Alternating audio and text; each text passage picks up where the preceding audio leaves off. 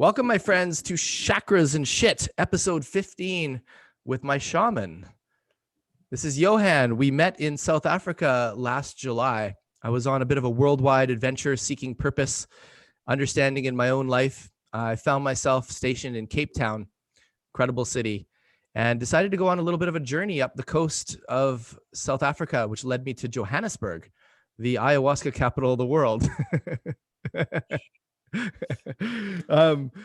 And we had this just incredible, you led me through this incredible healing journey, and I didn't know what to expect. I didn't know what I would see. I didn't know what I would feel. I didn't know what I would hear, but all 5 of my senses came alive over a 3-day weekend.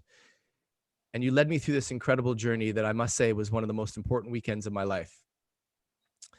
So Johan, from Holland to Africa to South America, back to Africa, please introduce yourself. Tell the viewers and the listeners who you are, why you're here, and let's have ourselves a little discussion around the healing modalities of plant medicine. Why I'm here. My name is Johan. I live in South Africa. I facilitate ayahuasca journeys. I've been involved in this plant medicine since 2008. I assisted a shaman from Brazil who would come here from time to time, and I assisted him like 5, 6, 7 weekends per year. And I did that for about 6 years, 5, 6 years. And then I got the opportunity to go to Peru. And I went to Peru because I was actually really, really tired of life. I mean, I had, and there's this famous word again, I didn't really feel I had a purpose, and I really wanted to break from life. And that's the real reason why I went to Peru. I needed to rediscover myself. That was most likely the main reason for me to go to Peru to study with the Ayahuasca Foundation, which was founded by Carlos Tanner, who lives in, although he lives in America, he used to live in Iquitos. And he set up the Ayahuasca Foundation together with my teacher, Don Enrique Fasanando. And he offered 6 weeks and 10-week stays in a camp in the jungle, where we would experience ayahuasca journeys. We would be introduced to curanderism, the healing art with plants. We would be exposed to healing plants that they would give their patients, because they're really jungle doctors as well. That's not just the spiritual realm. They are really healers with plants. They have the most amazing plants to treat common day normal diseases, and very complicated diseases as well. But yeah, it was amazing. I spent first 6 weeks there, then I spent 5 weeks in Iquitos, and then another 10 weeks again in the jungle. And we diet plants. Dieting plants is where you make a contract with the spirit of a plant, of a teacher plant. And for the period of time that you want to work with the spirit of that plant, you make a commitment to that plant, and that's what they call the dieta, where you go on a shamanistic dieta from rice, beans, salads, but everything except oil, sugar, salt, spices, stimulants, certain teas we weren't allowed to drink. It's very boring, and you lose a lot of weight. And it was good for me actually, because I was heavily overweight. So yeah, I did that for 6 weeks. And we dieted one of the master teacher plants of the Shipibo tribe, Noyarao. And Noyarao stands for, if you translate it, for flying medicine. For me, it's pure love. I've been held by the spirit of this plant in so much love that you will never find it in the physical world. And you can only try to give it to others, but you will never reach that non-dualistic love as you experience from plants. And then I met my best friend, the king of the jungle, also in these ceremonies, and he obviously represented by a plant, by a tree, and I dieted him for 10 weeks, and that is also the spirit that sings through me in ceremonies. Okay. That's a very long introduction. That's a great introduction. I want to hear about this king of the jungle. He's quite popular at the moment. I think his name is Chaki. It's twisted foot translated, Chula Shaki. He's the demon, he's the boogeyman of Peru, but he's also a great teacher for people like me who want to have a relationship with him. And he doesn't allow dark energies in the space where he's present. And in ceremonies, when we call him and all the other plants that we've dieted, we work with the dark energies that sometimes are present and chase them away. And that's the dark energies that some people carry with them when they come into ceremonies. Dark energies don't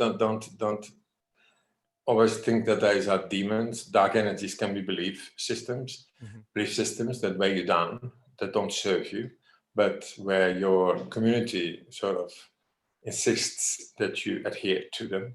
But if really given a chance, you would be frustrated with it. So, it's in the way. So when you come to the realization that it is exactly that, what that stands in your way, you can ditch it. So I was gonna say, is he like our subconscious energy? Is he our traumas, or just shitty stories? What would he represent? Chaki represents straightforwardness. Okay. Chaki is the king of the jungle. He's responsible for all the trees falling over. And when you're in ceremony and you hear these huge, huge trees chopping over, then you actually realize how powerful he is. Now, on the physical world, he may be sort of like a mythological person, but in the spirit world, he's very, very real. And he's looked after me throughout the period that I was in Peru, and still am when I go back.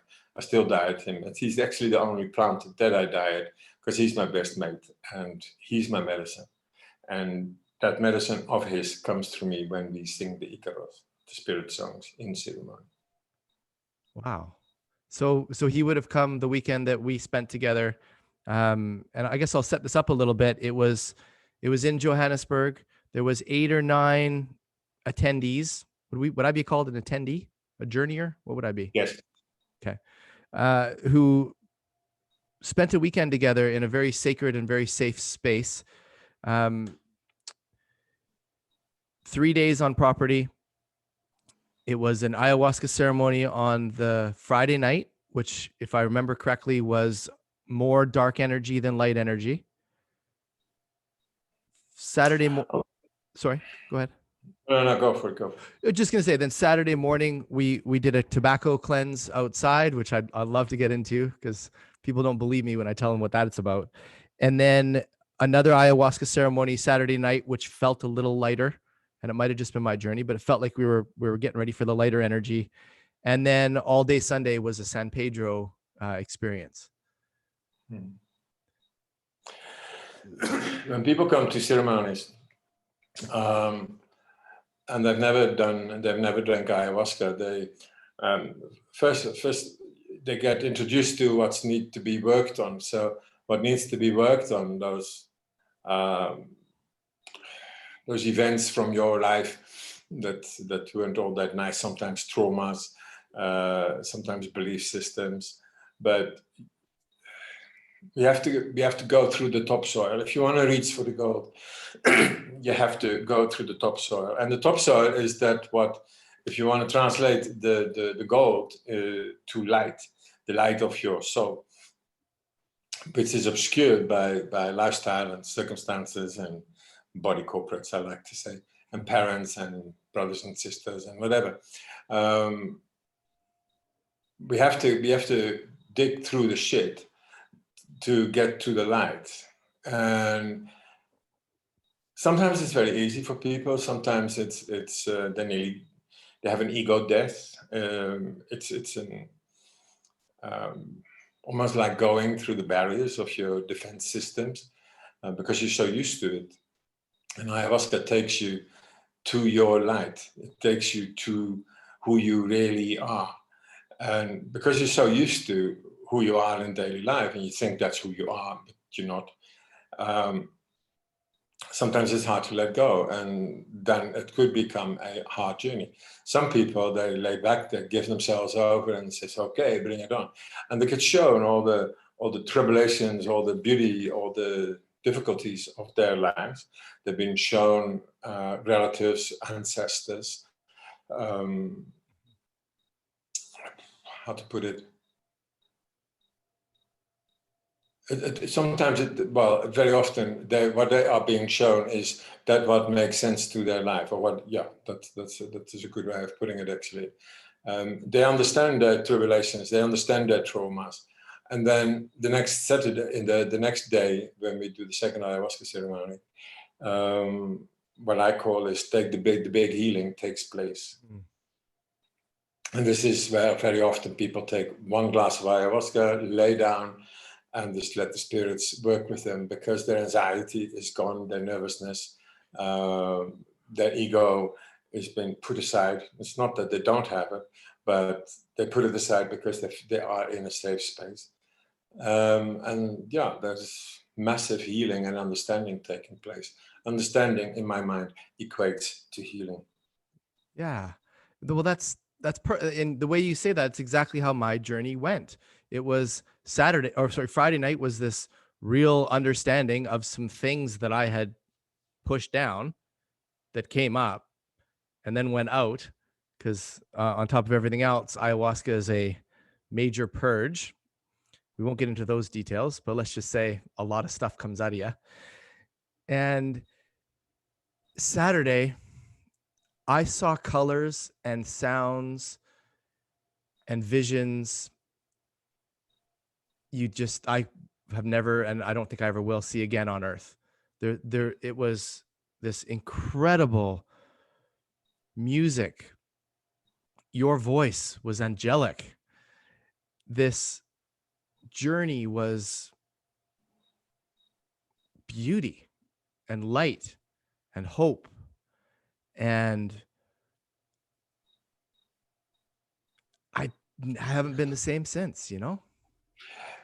In an ayahuasca journey, your awareness expands. It doesn't shift, it expands.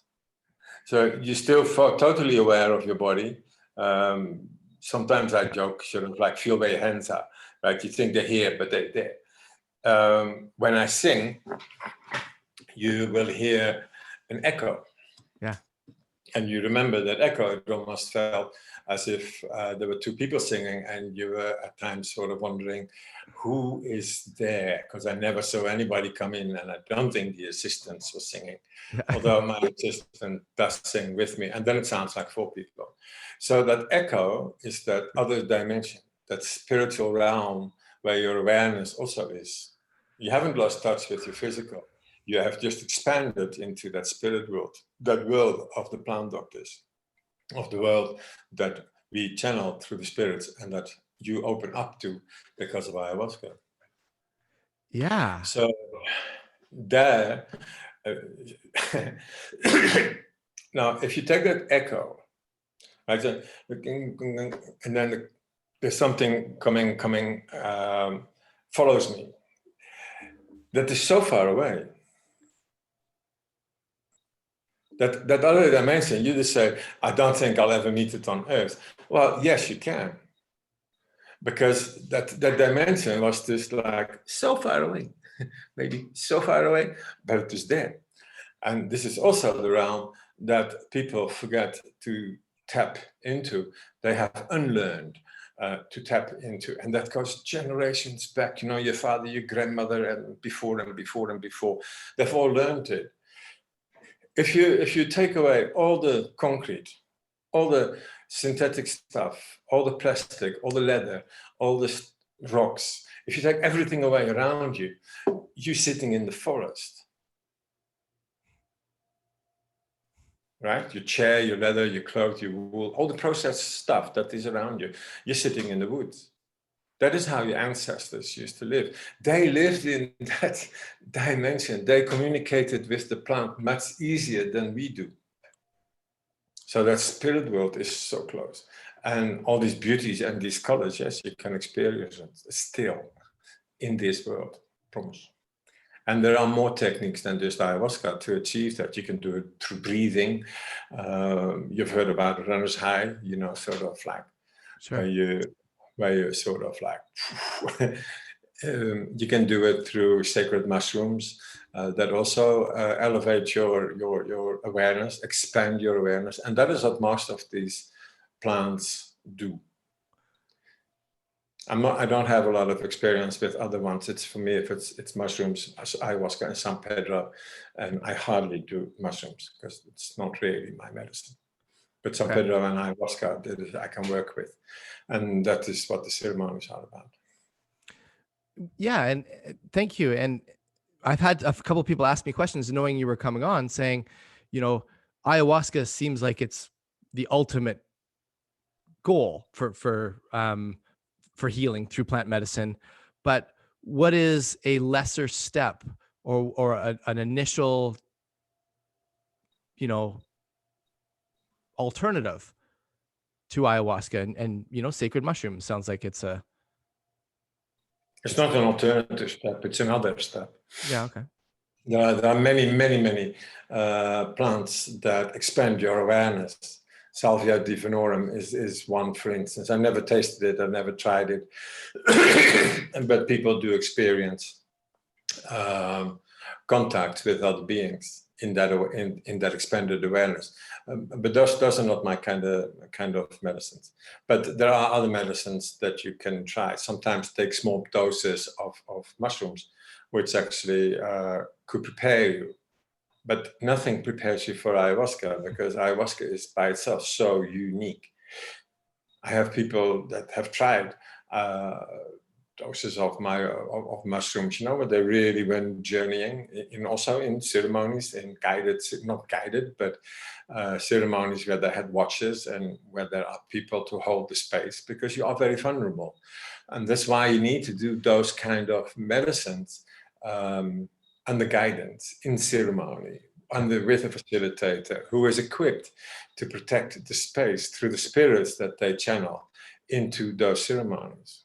And if you have a facilitator who does not consume his own medicine, and that, for that matter, the medicine that he gives you, then you're on the wrong place. I've heard some people do that.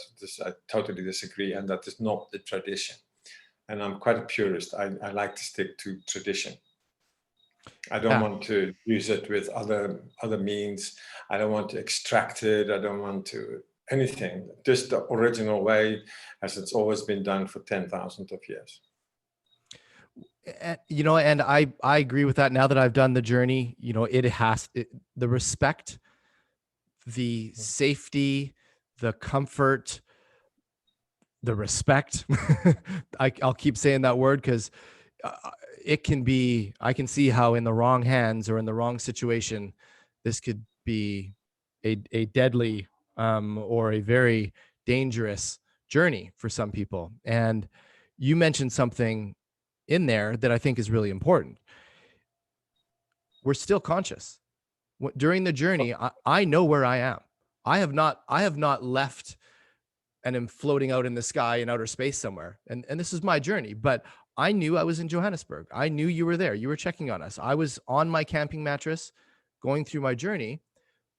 I'm expanding. I'm seeing, I'm hearing, I'm feeling, but I know where I am. Mm-hmm. But I can see how someone who does this or gets a hold of it just to get high, or with someone who doesn't really understand the power of it, I can see how that could be just devastating. There are people who do ceremonies and they have no formal training in the jungle, which is my criteria. You need to have been in the jungle. You need to have been shown by the curanderos, the shamans of the jungle, either Brazil or Peru or Colombia or Ecuador. There's so many, but the Amazon is big. But you have to have your instructions from a person who grew up in that tradition. There are people that, have never stepped outside the country and hold ayahuasca ceremonies, and this is really not how it's supposed to be. Mm. And those ceremonies can, in principle, be damaging for the people's psyche and soul and spirit when they are not being held in a safe space. And this is actually, it's a big concern to me. And you were pulled into I think you had mentioned that when you were about 12 years old, you had this vision of being in the Amazon somehow. And you grew up in Holland, right? Maybe you can tell that story of how you went from. That was actually very funny. I grew up quite religious, and like any other adolescent, you rebel against whatever your parents want to teach you, and also going to church twice a day or twice on a Sunday. It's for no reason, no good reason at all. So I don't really believe in religion, but nevertheless, I had at 12, I had a problem, and I negotiated with God. So if this didn't happen, then I would go to the Amazon and preach God's word. So I was a little bit a missionary in those years. And as we were speaking yesterday, I actually realized that was actually one of the first notions of the Amazon that I ever had, because quite honestly, I didn't know where it was. But I had read a book about a missionary who went to the Amazon and converted all the poor souls to Christianity. They should never have done it, but okay, that's another story. But that's when the Amazon came into my awareness. And in hindsight, and that's always 2020, of course, many, many occasions in my life have actually pointed me to energetic healing. I've done Tai Chi, I've done aura cleansing, I've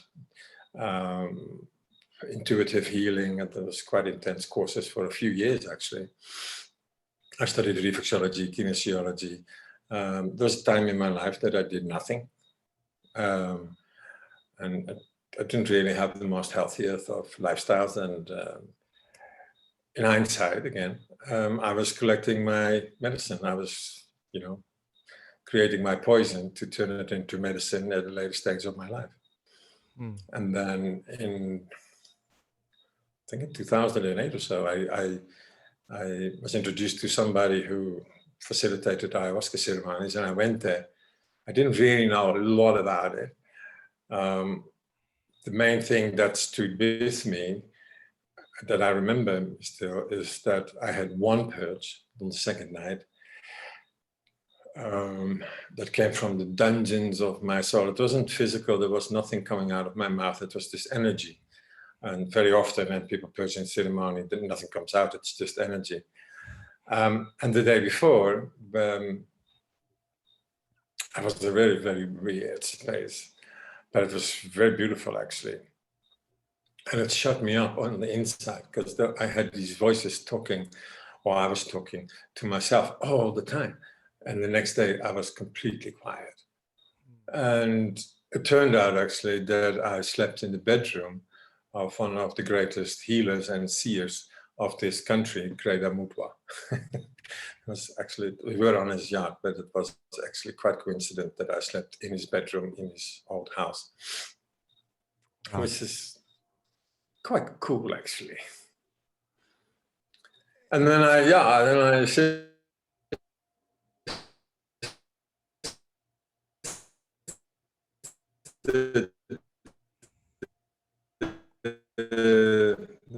the shaman who tissue and guide people to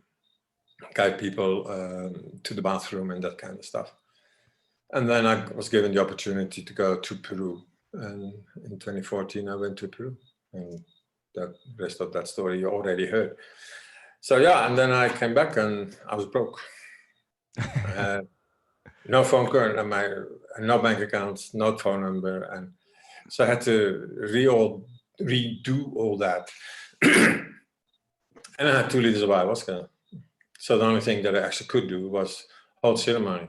Wow. And that was what we learned in the jungle, actually, to hold ceremonies. We were taught the icaroses that are still used today, and how to hold space and how to cleanse people with really nice smells, and with smoke, with the mapacho smoke, the same tobacco that you drank on that Saturday morning. Mm-hmm. And how to do all these techniques to guide people through that journey. So my first guest was a person who had a drug problem, and that was quite a challenge. And this is well, it was by himself, because all the energies that he had accumulated around himself in his pursuit of his instant gratification, called addiction, came to visit. And yeah, we went through it. We went through it together. It was, for me, it was the most amazing experience. That was my first ceremony that I ever did for anybody. And that same guy became my assistant for a while, for quite a while, actually. And then the ceremonies grew. And because I decided that, we have to do something consistent. So I decided I do every 2 weeks a ceremony with just one person, 3 people, or 5 people. And yeah, I had 2 people the next thing, then I had 3 people, then I had 1 person, then I had 7 people, and so 7 people. And yeah, and now we go up to, I prefer to work with around 12 people, which is a really nice number, because I also work personally on you with sound, with singing bowls, with flutes, and all these vibrations, they help you go into your psyche, to go into yourself and wiggle things loose. So yeah, you get a sound healing, you get the icaros thrown at you, you have the spirits working with you.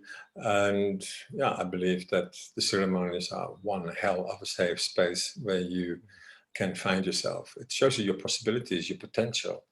And that is the beauty part of ayahuasca. I've seen people turn their lives around 180 degrees. Sometimes so rigorous that I sort of like, careful. So these days I tell people, don't make big decisions for the next 2 weeks. All right, so settle, integrate it, process it, integrate it.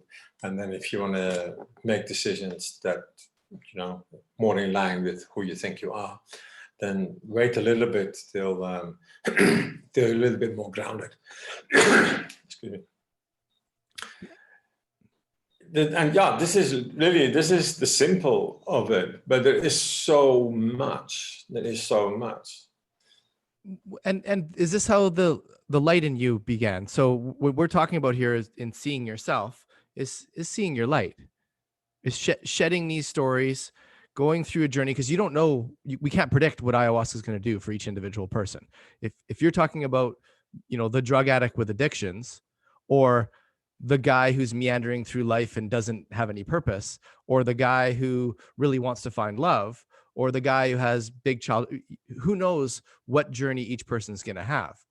But in the end, when I want to hear about how you begun the Facebook group that I'm involved in, the light in you, because what I sense is that your purpose is to help us find the light in us. When we open a circle, when we open a ceremony, we do the 4 direction prayers. And we use archetypal animals, the snake, the jaguar, the hummingbird, the eagle, or the condor. We thank the earth, we thank the universe.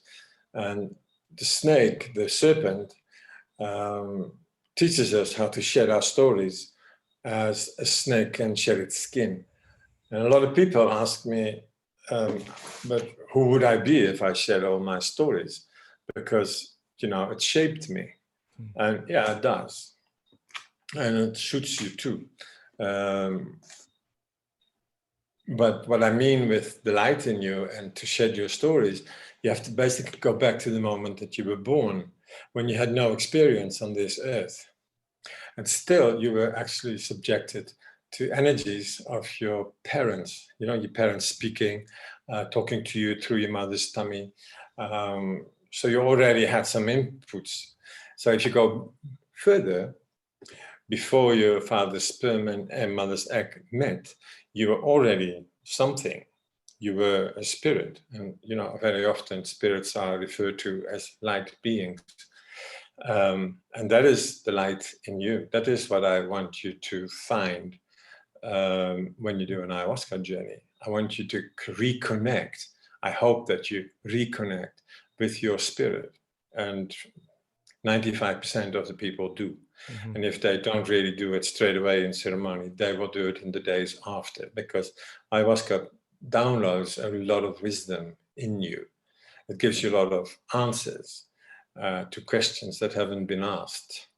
That sounds a little bit confusing, but what you will notice is that after a ceremony, you will not be triggered off by the same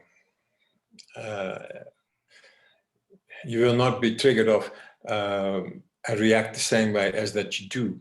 A lot of triggers will be desensitized. You know, sometimes you get triggered off and you react in a certain way. And what you will find actually is that you get triggered off and you don't react in that way. And then you have this, whoa, you know, sort of like that epiphany kind of feeling. I say, no ways. Right? And now you can deal with it.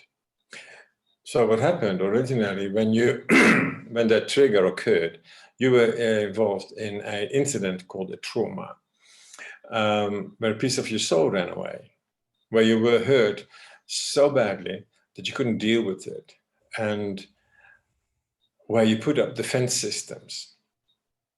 A piece of your soul ran away. The piece of your soul that was supposed to be able to deal with it couldn't, because it was so hurt.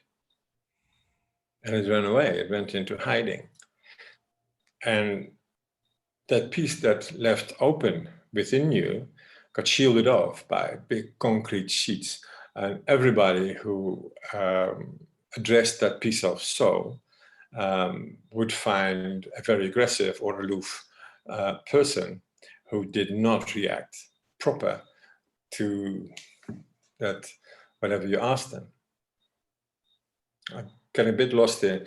But what happens in ayahuasca actually is, in ayahuasca journey, is that you begin to understand that trauma, that incident, and that piece of soul that ran away comes back. So that defense system gets broken down, and that's very often what you purge. Sometimes energetically, sometimes there's the water that you drank, but you purge, or you go to the bathroom, either this way or that way, one of the two. Or you cry or you sweat, but it's all purging.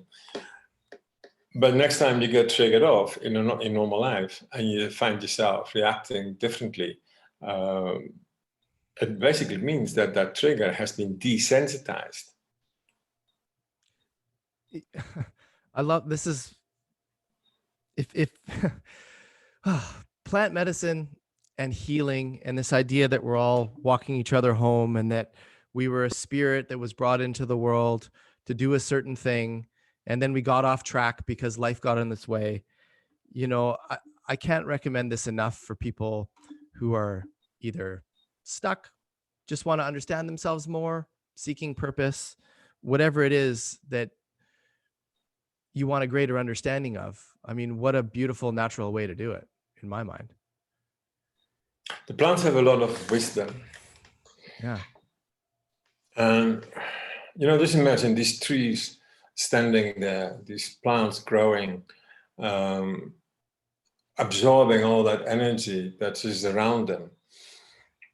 And when you're in an ayahuasca journey, and you hear that echo, that expanded, when you experience that expanded awareness, that is the awareness of the plants. You know, it's the same thing like a dog can smell 10,000 smells, and bees can see your heat pattern, or snakes can see your heat pattern. You know, it's a different way of perception. So those are the animals. Then the plants have also their way of experiencing the world around them. I mean, we all know that if you shout at a plant, or you play rock music or AC/DC or something, it will shrivel.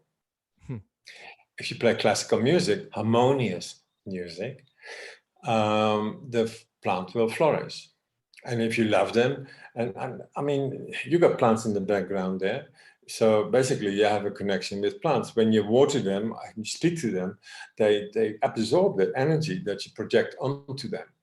So as these plants and trees stand in nature, in the jungle, they absorb all that energy that is around them. And when you ingest them, you get you're part of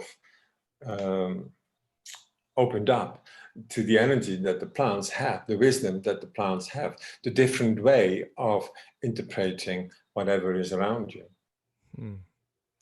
And I'm thinking back now to Sunday, which I think now is your Saturday, but Sunday of the weekend was this San Pedro day.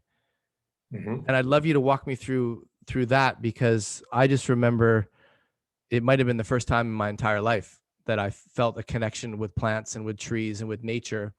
And it was around, well, you tell what the purpose is of the San Pedro day, but I felt a connection that has been between me and the earth and me and the plants more than it ever has up to that point. And my relationship with the trees and with the plants will never be the same because of that day.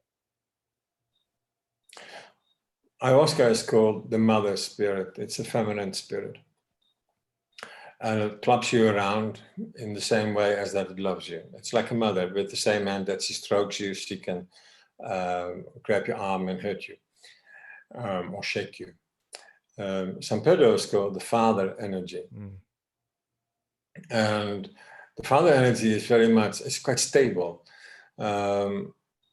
It's sort of like a father. It says, I'm here, you do your thing, I'm here, I look after you, and I'll see you, but you have to experience it for yourself. So there's that stable feel. And with San Pedro, you connect very much with everything around you.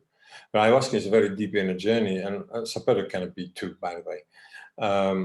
But you connect with yourself, you connect with your heart, with your love, you connect with the plants. And it is almost as if you can communicate with the plants, and actually you do. So you have that father-mother energy. So it's quite balanced in ceremony. And it's very grounding as well. And you know, it's a cactus, so the shape of the cactus, the phallic kind of symbolism around it already indicates quite a male kind of energy, but it's very stable. It's also very funny. It's very giggly and very bubbly, and sort of like, I think you experienced that yourself. But you connect with yourself very much, but in a different way than ayahuasca. And therefore, all the other plants, they also make you connect with yourself, but in a different way. All these plants have their own wisdom to teach you. Amazing. And then I think about the tobacco journey. So as part of the purging process of the weekend, when I tell the story, people don't believe it, but basically this is how I remember it, is we're drinking tobacco and it's going into our stomach lining. And what do you ask us to prepare before the weekend? You ask us to bring 5 liters of water. Okay. And it's a race against time. I'd like to know exactly, what is that tobacco doing in my system? Why do I have 5 liters of water? And it's going into the plants. It's going into the gardens. What exactly is that part of the journey? Yeah, well, that's the after. The after. The tobacco is actually meant as a stomach cleanser. Some of the alkaloids of the tobacco will go into your bloodstream, and the idea is actually that you drink tobacco juice. We boil unprocessed, uncured, well, it's cured, but unprocessed. There's no chemicals involved in that tobacco. We boil it, and then you drink it. Then your body sees it as a toxin. So it will try to get it out. So to help it a little bit, we ask you to bring 5 liters of water, and we ask you also to make it lukewarm so that your stomach wall relaxes. The idea is actually that some toxins that have been stored in your stomach wall, and believe it or not, it's possible. And with today's preservatives and chemicals that you find in food, you can eat vegan, organic, whatever. Trust me, you take in chemicals. They can lodge themselves into your stomach wall, and then the mapacha juice together with the warm water relaxes your stomach, and it helps you take out those sort of energies. After, when you're done, actually 10-15 minutes max, you feel actually really energized. So some of the alkaloids of the mapacho will go into your bloodstream, and it will actually, you'll carry that through the weekend with you. So it's quite powerful, and it's very cleansing. It's powerful, and it's a race against time, right? The 5 liters, it's right in front of you. I saw it as a competition personally. I'm like, okay, I'm not going to let this stuff get into my bloodstream. I think you gave us 45 seconds or a minute to allow it to do some work. Is that right? Yeah, I ask you to leave it a little bit so that it goes through your stomach, because your stomach is busy all the time. Okay. So yeah, and then I ask you to drink that 5 liters of water. You say it's a race against time. It's quite funny actually. If you don't get it out, it will come out the other end. But then you actually sometimes it's a little bit, So we'd like you to get it out straight away. In principle, there's nothing dangerous to it. Yeah. But you may actually feel a little bit as if you smoke a whole packet of cigarettes in one go. It's kind of gross, but kind of awesome. And it's one of those things where while you're doing it, it's gross, right? I mean, honestly, think about this is not respecting the process, but for my friends who might be watching, basically it's a wet ashtray of tobacco. No, it's a mug of tobacco juice. Wet cigarettes without the chemicals, but that's basically what it tastes like. Okay. Right? It's not that I've tasted. That's basically what it tastes like. Definitely not pleasant. No. Right. It's not pleasant. Exactly. And then that water becomes the greatest water you've ever put in your body. And I was kind of like half a liter at a time or a whole liter, and then out it comes into the garden, into the dirt, into the earth. And then, well, it's still doing its thing. Get another liter down. Boom, out it comes. And I must say I managed to get it all out the way it came in, which I was proud of. So that was the competitiveness in me, was let's get it. It's very liberating. It's liberating. It's very liberating. Yeah. And what? It's all meant to clean you. It's all meant to introduce you to the power of plants. And tobacco it doesn't like bad energies. On a physical level, it may taste gross. On a spiritual level, it helps you take out bad energies. And we talked about that echo, that is that spiritual part. At a lot of things you can look at as spiritual and material all at the same time. Sometimes you meet somebody who is really not nice to you, but at the same time, he also helps you to set your boundaries. Sure. You stand in your power. And a lot of people only see the material part, and that's why we have so much conflicts with people. So the plants like to show you the totality of life. Well, and I would never have known that I have subconscious energy buried in my stomach lining. Well, subconscious energy, this is quite a physical process. The foam that you saw in your bucket is really foam. It's but for some people, that even the tobacco ceremony can become a very emotional kind of experience. And for you, it was an emotional experience. And it's not too many. It's about maybe 20% or so who become very, very emotional during that purging process. The letting go of even some people do not know how to vomit. They've never vomited. They haven't allowed themselves to purge out energy that they've been holding on to. And when they finally do, say, no, I can't. Oh, just drink. Right? So at a certain point, it comes out like the Niagara Falls. And the liberation of that is sometimes so emotional that it is most amazing to see how people all of a sudden find themselves, even with the tobacco ceremony. Yeah. And I think that in your case, that is what you experienced. But for everybody, it's different. yeah. Well, and I would, if the right situation came up, I would absolutely do it again, do the whole weekend again. You know, now that I know what the process is, there's no uncertainty. I know what to expect. I would set different intentions. You know, you asked us to set intentions before the weekend. Well, my intention was just have a journey. So you know, with ayahuasca being as unpredictable as it is, I didn't know what was going to come up. And what came up for me was this 25-year-old trauma that happened as a late teenager that I never thought I would ever suppress a memory from a teenager. And I witnessed the whole thing. I went, oh my, wow, that event, completely forgot, you know, because I went in open-minded. I didn't know where it was going to take me. But next time I would be more clear on my intention. I think I would be more focused. And even then, chances are it would be very unpredictable, wouldn't it? You'll never have the same journey. Yeah.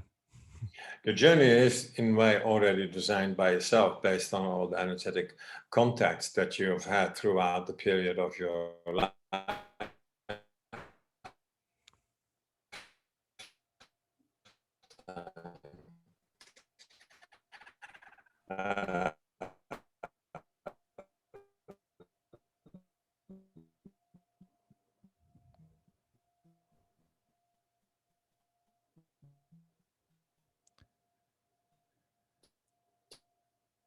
We're losing you there, Johan. Hopefully you can hear me.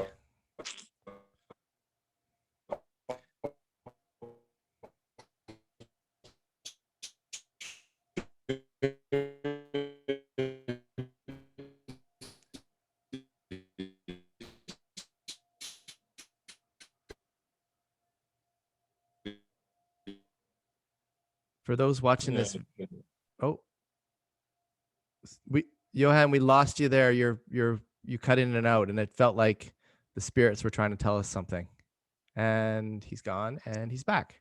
There he is. Hey, there he is. That was very interesting. It felt like that was part of a journey where spirits intervened, and whatever it is you were saying wasn't being allowed to be broadcast. Yes. But the floor is back to you there. Sorry, I got distracted because I had to reconnect. What was the last part we said?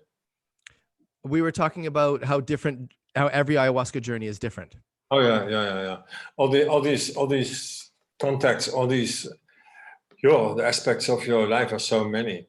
How many traumas have you experienced throughout your life? How much healing do you need to be completely you? How many times do you want insights about things that are on your mind that you can't really think of? Ayahuasca is a great help. I have a friend who does ayahuasca, and he comes to the most amazing solutions to problems that he comes with into a ceremony, and he asks those questions in ceremony. So he navigates that medicine. But for most people who do it for the first time, they have to meet themselves. Interesting. Well, yeah, you know, to be shown how big you are, how great you are. Right? Yeah. You're not smaller than me, and I'm not bigger than you. The spirit of an elephant isn't bigger than the spirit of an ant. And when you get shown those things into perspective, basically how great you are, you know, it adds up to your self-worth. And even being told how great you are and that you do have a purpose here. That constitutes already a lot of healing. That statement alone. Like, who doesn't want to hear that? Who doesn't want to experience that? I mean, My man, that's it right there. You know, how great we are and how expansive we are and how incredible human beings are. And, you know, I'm thinking back to that weekend for me, you know, just how connected we are multidimensionally with the earth, not just up there, but down there. And then the concept of time, the concept of death, of afterlife, of spirit, of our light, of our souls, of our purpose. I can go any direction with what I experienced that weekend and say, I no longer fear death. That's a pretty big statement. That's a pretty big after one weekend. You know, death doesn't scare me. And my first journey into the fifth dimension, if you will, continued with a healer in Bali. About 4 months after I met you, I had an energy clearing session with Verena, who was a guest on the show in the third episode. And it was the second time that I'd experienced the things that I experienced last weekend, you know, or not last weekend, last year with yourself. And it's this sense of connectedness, of energy, of depth, of whatever's going on around us. And man, is it liberating and beautiful and scary and real and exciting. And, you know, you had said bliss and beauty and there's depression and there's all these things, you know, circulating with so much around us. And in the end, Brent, in short, it sends you home. And then, of course, you had to do all these things that you had on your itinerary. And you were totally allowed to do that. And then eventually, within a year, you were back home. Yeah. Yeah. But you actually had planned to stay away much, much, much longer. But your purpose is where you are. Yeah. To just be. Well, to be, you know, I think you get born in a certain place that pushes you into a certain direction. For some people, they get pushed away, they go somewhere else, but then their situation is such that they have to get out of it as quick as possible. In your case, you had a lot of support. You were shown a lot of love by your family, by your friends, and your environment where you are. And it was almost too good to be true. And you had to see more of the world because, you know, your world could not be the only one. And of course, your world is not the only one. And there is so much more. And so you went out there to see if the world was different. And when you came back, actually, this is where you feel home. And you may have been home in many places or where you've been traveling in that past year and a half. But you always stayed in touch with your family. You always had that root, that connection. And this is also, you know, this is on the material plane.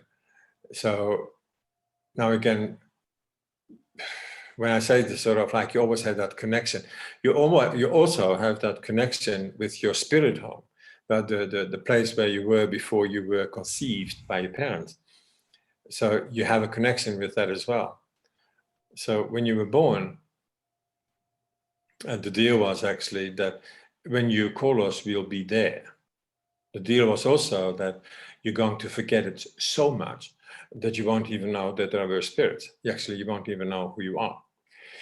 And as you grow up, then you will learn all kinds of things that at a certain point will make you question why you are here. And there must be more. And why is a flower so beautiful? And why is this flower different than that? And then you start asking questions, and you can ask your mother, and she says, don't mind, I'm busy, right? And then you get cut off from that. And then you ask again, and then she snaps again, and then you don't ask again, and that portal is sort of closed. Then you come up with other questions. Then you meet a few people who smoke the joint, and they say, "Wow, the expanding, oh, you know," and then you want to too. And then you start reading books about spiritual teachers And then you get thrown into a direction that is really intriguing. And then you start sort of wondering how you could get in touch with that world that you can't see. And on and on and on and on. So this is where your spirits sort of guide you into that discovery through synchronicities, which at a certain point you have to start understanding. And for some people it takes very short, and for some people it takes longer. Sometimes you may understand it, but you may not apply it. So I think I understood it very, very early, but I never applied it. I think actually, me personally, I ran away from it with big steps because it was way too intimidating for me. But I couldn't escape it. Anyway, so stay away from me. The trick is that you understand that you are still connected to your spirit home. That is where you eventually will end up believing and living your life that way. So in the Bible, it says, ask and you shall be given. So I translate that first, that is a spiritual law. It has nothing to do with the Bible, because the Bible just borrowed it. It's a universal law. Ask and you shall be given. The universe is at your disposal. The spirits are at your disposal. They can't wait for you to ask them to work with you. But you have to call them. If you want the universe to work for you, you have to do the first step. It's like honey in a glass of water. You can put honey in a glass of water and then do nothing, and it is just water on the bottom. The moment you start shaking that glass, the vortex, the movement of the water will eventually move the honey. So if you stop, the universe stops too. The universe does exactly what you ask it to do, with or without words. If you says move, it moves. But you have to move. If you don't know what to do, clean your house, do the dishes, make your bed, polish your shoes, wash your car, move, do groceries for the neighbor. Move your energy, literally move your energy. And the universe will move with you. Nothing has happened to a person who sat 24/7 on the porch of his house, drinking beer or coffee or whatever, and being served food and never moved an inch. Nothing happened to that person, except they grew fat and probably had a heart disease. But they never achieved anything. The only people who achieve things are the ones that move their energy. And then the universe will help you 10 times over to move that energy, because that energy of yours has that intent. Call and we'll be dead. That's what the spirits tell you. Ask and you shall be given. I'm not a religious person. Actually, I don't really like the whole concept of religion. But prayer is an extremely beautiful way of connecting to your spirit. And if you have a little place in your home where you have a candle, maybe an incense stick or so, but a place where you actually can come to meditate, where you can come to have a rest, where you can let the day go off you, and where you can close your eyes, and you call it meditate, you can call it prayer. But if you actually consciously pray to the spirits to come and help you, they'll come. That's my promise. I experienced it myself. Wow. Lessons for life right there. What can I say? Yeah. But this is how it is. This is how it goes. This is how it works. There is so much more to say about the power of the plants and the power of ceremony. Yeah.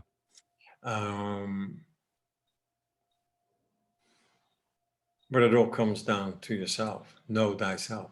The plants want you to know that yourself, so that you can live your full purpose here on this plane. Some people come to ceremony once, change their life around. They have all kinds of adventures that I never will hear about. And that is fine, because there are too many people that I sing for. Here and there, now and again, there are people who give me feedback years later, and how they changed their lives. Sometimes the most amazing stuff. And it's not measured on material levels, it's measured on happiness levels. Yeah. Yeah. And I think the Buddhists sort of claim that the purpose of life is to be happy. So to be happy is an energy that you radiate. You know, these people that walk into an office and everybody says they're a sunshine and, you know, they brighten up everybody's life and they don't even make an effort. Yeah. Right? And their life doesn't seem to be about them. It seems that you are comfortable and that makes them happy. You know, those are elevated spirits. You also have these people that walk into an office and you actually want to vomit on the spot because they carry such heavy energy with them. That, you know, you don't even want to be there. Yeah. You don't even want to even be close. And when they speak to you and say, please don't, you know, they're like, so, yeah, it is how happy you are. Johan, And sorry. that happiness has a lot to do with how you know yourself. Yeah, and it comes down to the purpose thing you were talking about as well. Often. Yeah. Not for everyone, but usually if you're in alignment with your purpose, things come easier. Spirits are, you know, energy that you emanate or that you put out. People can tell when you're in balance, and people can feel when you're in balance. But more importantly, you can feel when you're in balance. No, actually, you know what, how simple it is to find your purpose. Let's hear it. That's what you want to wake up for without being paid and love doing. A friend of mine wrote, what was it? A shortcut to purpose or a guide to purpose or so. It's a very small little book. Her name is Laura Stone, and you can find it on Amazon. Spirit Guide to Purpose or Guide to Purpose or something like that. To Purpose. But basically, she says that's what you want to wake up for without being paid, and you love doing it. That's your purpose. Yeah. It's that simple. Some people spend years in meditation classes in fancy suburbs, and wonder what their purpose in life is. I think the purpose of life escapes them at that moment. Because they're searching for it. Yeah, stop searching. It's already there in front of you. Yeah. I love this. And one thing you mentioned in there at the very beginning was this idea of you singing.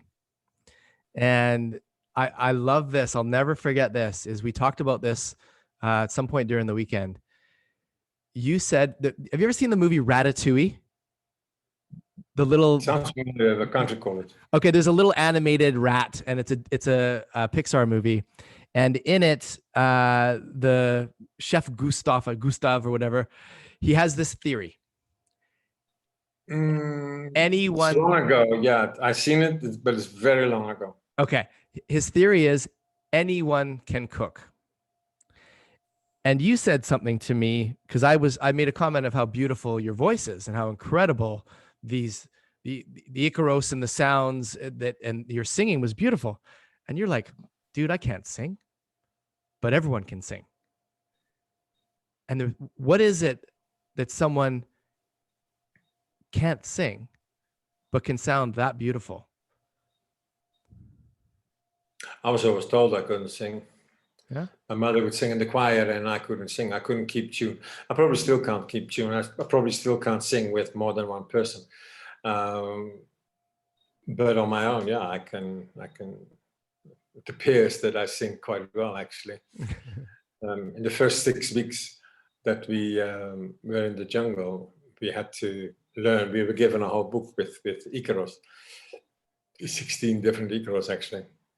And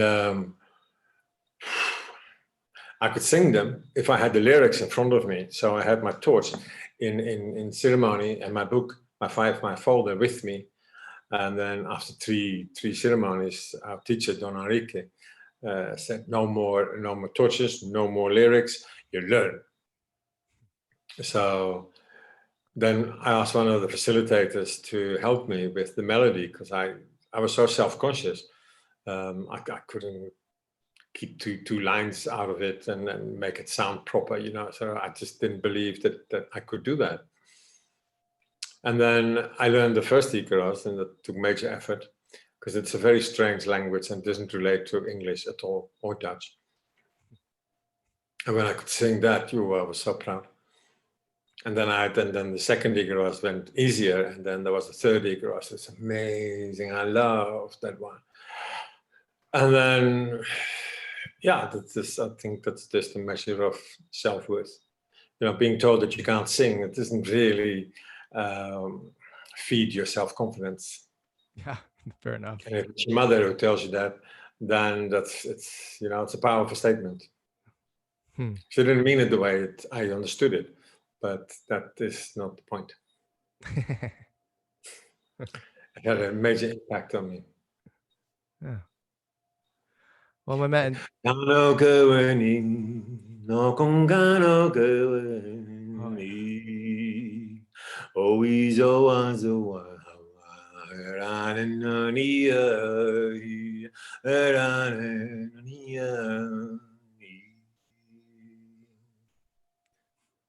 love that song. Thank you. I think we should leave it with this, Brent, for the moment. Okay. If you want to do a follow-up, we can do it in a few weeks or so. Sounds great. It's been amazing reconnecting with you, Johan. I really appreciate your time, and I appreciate that you're assisting hundreds, thousands of people to find the light in them. And this stone, which I still have, I picked this up on the ground of a very important weekend I had in Canada before my journey called Mastery. And it made it to my sister, back to me, to my sister, back to me. We're very connected. And she gave it to me in the Philippines when we met on that trip, and I brought it to you. And you blessed the stone for me. And a lot of the energy with mapacho. With your mapacho. And I tell you, this is the most powerful thing I have. And it's just a little stone, but the energy and the light and the intention, and anytime I'm really meditating or really need a reminder of how I'm connected to the earth or my own personal journey, I simply put this in my hand. Stone is the portal for that particular energy, yes. Through that stone, the whole ceremony comes back. Yeah. So thank you. Thank you for everything you do. For anyone watching on Facebook, if you want to follow the show Chakras and Shit, just go to shakrasandshit.com. You can download past episodes, audio podcasts, and a YouTube channel as well.